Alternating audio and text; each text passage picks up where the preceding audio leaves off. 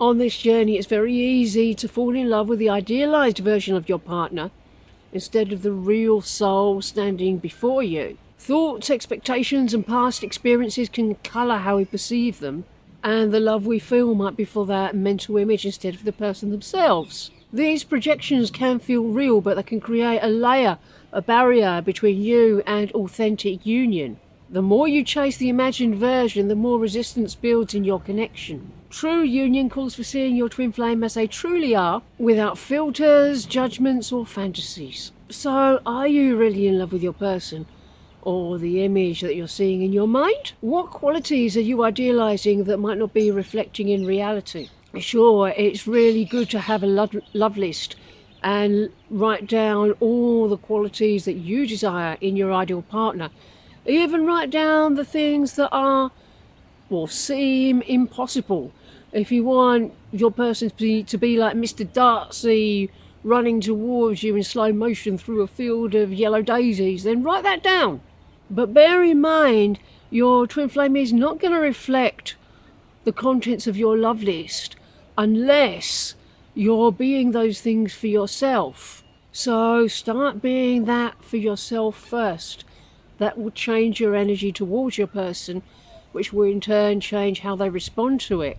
But have a look at how any projections might be showing up in your thoughts or fantasies. If you're filling gaps with assumptions, desires, little fantasies, that's not how you should be feeling these gaps. You should be feeling these gaps with self-love, showing up for yourself, being present with yourself, being faithful to yourself, being faithful to your heart. That's what your twin flame is showing you here. And the more awareness of these patterns that you have, the more you can shift your connection. Have a look at how expectations can affect your reaction towards your person. If you get disappointed when they act differently from how you imagined or how you desired them to, there's something to heal there. It's not appropriate just to feel bad about it.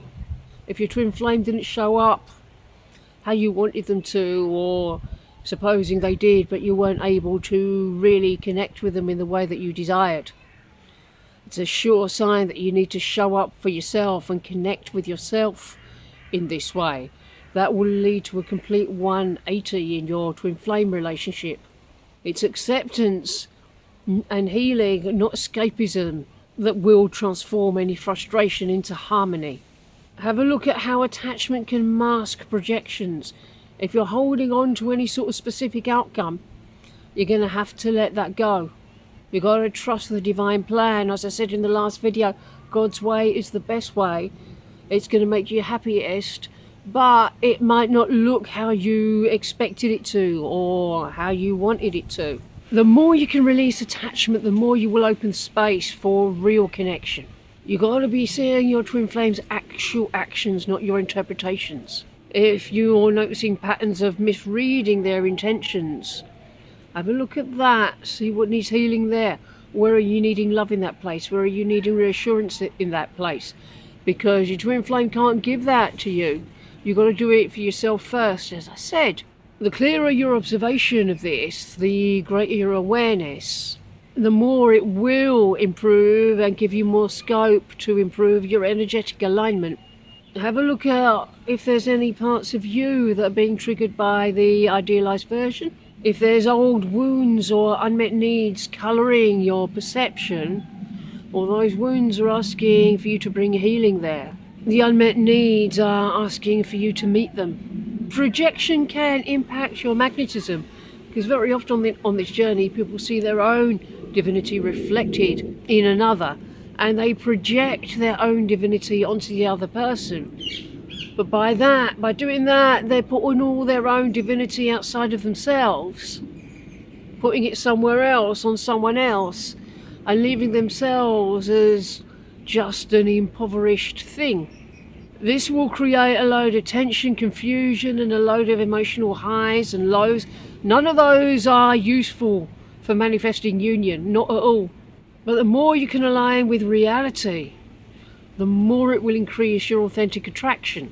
Grounding practices will help you see the truth because it's not about getting high all the time. You don't want to be using your union to get high before union. If you do that after union, you'll be sorry, because that's the quickest way to lose union. But the more you go into yourself with the inner work, self-reflection, owning your upsets, taking responsibility for your own healing and your own sense of self-worth and your own reassurance and your own happiness, the more you'll be able to detach from fantasies. This clarity will naturally shift the energy in your connection and make it a more conducive ground for true union to enter. Because true union isn't a fantasy. It's a very normal, everyday thing where you're doing normal person things with your person. The more you can embrace their imperfections, the more it will create trust.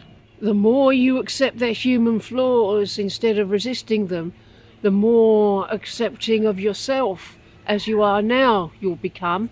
And this acceptance deepens unconditional love, intimacy, and safety.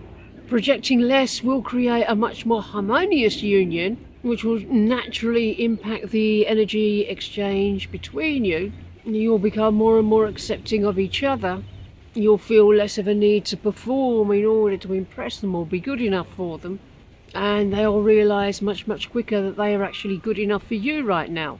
Self-awareness helps dissolve projections. The more you can notice when your mind is creating a story, the more you'll be empowering yourself to move through it, and the more conscious choice will be able to replace automatic imagining.